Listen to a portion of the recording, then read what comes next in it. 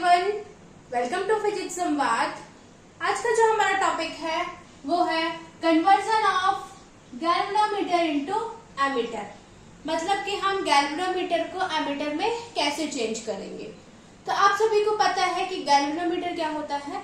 Galvanometer होता है current को डिटेक्ट करने के लिए हम जिस इंस्ट्रूमेंट का यूज करते हैं वो गैल्वेनोमीटर होता है। ठीक है, अभी आपने दो टाइप से गैल्वेनोमीटर आप ऑलरेडी पढ़ चुके हैं कि एक होता है सोलेनॉइड वाला और एक होता है पॉइंटेड वाला। ओके, तो गैल्वेनोमीटर क्या होता है, करंट को मेजर करने के लिए या फिर डिटेक्ट करने के लिए हम जिस भी इंस्ट्रूमेंट का यूज करते हैं हम उसे गैल्वेनोमीटर बोलते हैं। ठीक है, और एमीटर क्या होता है, किसी भी सर्किट में जितना भी करंट फ्लो कर रहा है, किसी भी सर्किट में जितना भी करंट फ्लो कर रहा है उसको मेजर करने के लिए हम एमीटर का क्या करते हैं, यूज करते हैं।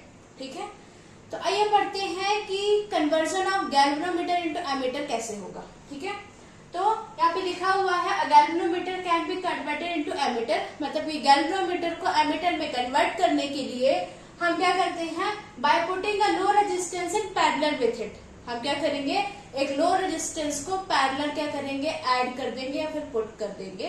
ओके, तो सपोज करिए कि एमीटर का ये डायग्राम बनेगा। एमीटर का क्या डायग्राम बनेगा, सपोज करिए ये आपका क्या है, एक टर्मिनल है, यहाँ पे हमने एक गैल्वेनोमीटर लगाया हुआ है। ठीक है, और गैल्वेनोमीटर के बाद ये एक रेजिस्टेंस है। रेजिस्टेंस जो है वो सपोज करिए कि हो जाएगा आपका कितना, आरजी हो जाएगा। ठीक है, क्योंकि हमने गैल्वेनोमीटर के साथ क्या किया हुआ है, इसे ऐड किया हुआ है। और ये इसके टर्मिनल है, एक टर्मिनल है आपका T2 और एक टर्मिनल T1 और एक टर्मिनल है आपका क्या, T2। ठीक है, अब यदि आप इसके साथ एक बनाते हैं सर्किट, तो आपका सर्किट कुछ इस टाइप का बनेगा।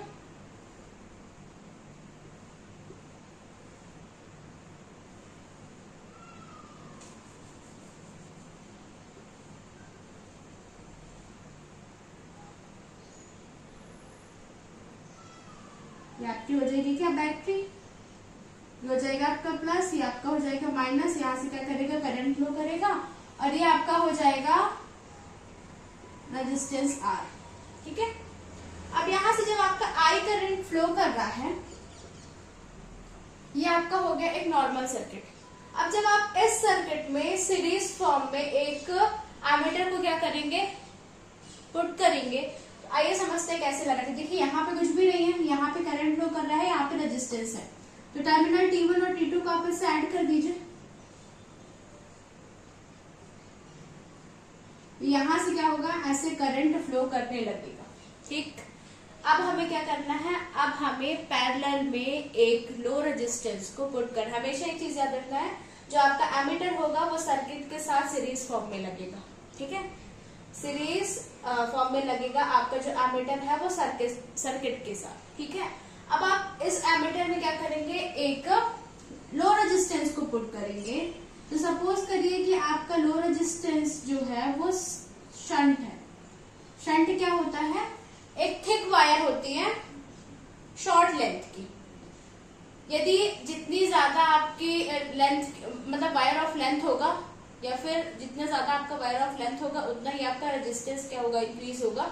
इस वजह से हमने क्या लिया हुआ है, यहाँ पे शॉर्ट लेंथ की वायर ली हुई है कि आप यहाँ पे रेजिस्टेंस भी कम, जिससे कि रेजिस्टेंस क्या लगेगा, कम लगेगा, जिससे आपने क्या दिया हुआ है, RS नाम दिया हुआ है।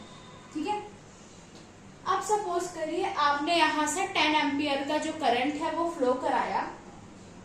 तो ऑफकोर्स जहां पे रेजिस्टेंस कम होगा, रेजिस्टेंस क्या करता है, करंट को फ्लो करने से रोकता है ना।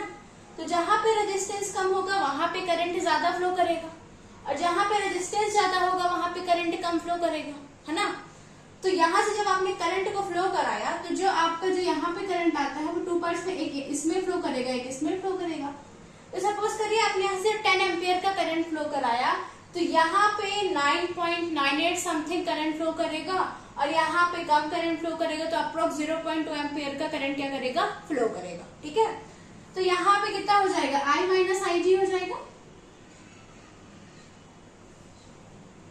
क्या हो जाएगा, इस वाली जो सर्किट में IG करंट क्या कर रहा है, फ्लो कर रहा है।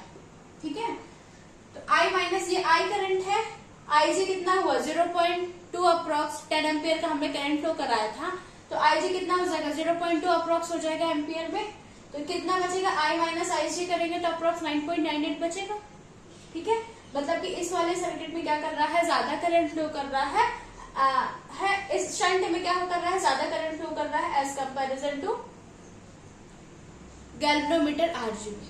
ठीक है, फिर इसका एक छोटा सा डेरिवेशन है कि हम करंट को कैसे, आइए इसका एक छोटा सा जो डेरिवेशन है उसे कंप्लीट करते हैं। तो यहाँ पे क्या है, वेरी स्मॉल करंट है RS, वेरी स्मॉल रेजिस्टेंस है सॉरी, और यहाँ पे क्या है, हाई रेजिस्टेंस है। जहाँ पे हाई रेजिस्टेंस होगा वहां पे करंट कम फ्लो करेगा, और जहाँ पे लो रेजिस्टेंस होगा वहां पे जो करंट है वो ज्यादा फ्लो करेगा, है ना। तो ये समझते हैं कि इसका जो ये दोनों क्या है, पैरेलल फॉर्म में है, तो दोनों के करंट और रेजिस्टेंस क्या होंगे, इक्वल होंगे बाय ओम्स लॉ। तो IG is equal to RG हो जाएगा। ठीक है, is equal to I minus RG, ये आपका करंट फ्लो कर रहा है, और RS इसका क्या है, रेजिस्टेंस है शंट का। तो यदि आप RS की वैल्यू निकालेंगे तो IG अपॉन RG डिवाइड में I माइनस IG आ जाएगा। ठीक है, यही आपका क्या है, शंट के लिए रेजिस्टेंस है। ठीक है, अब यदि आप इफेक्टिव रेजिस्टेंस निकालेंगे तो RB इज इक्वल टू क्या हो जाएगा, 1 upon RS plus 1 upon RG, मतलब कि रेजिस्टेंस के लिए, शंट के लिए जितना रेजिस्टेंस है प्लस जितना भी आपका गैल्वेनोमीटर के लिए रेजिस्टेंस है। ठीक है, फिर आप यहाँ पे एलसीएम लेंगे तो RS RG आ जाएगा, यहाँ पे RG प्लस RS आ जाएगा। ठीक है, फिर आप RP आपको इफेक्टिव रेजिस्टेंस की या फिर RP की वैल्यू चाहिए तो आप इसका रेसिप्रोकल कर देंगे तो RS RG upon RG plus RS आ जाएगा। ओके, आई होप कि आपको समझ आया होगा। Thank you.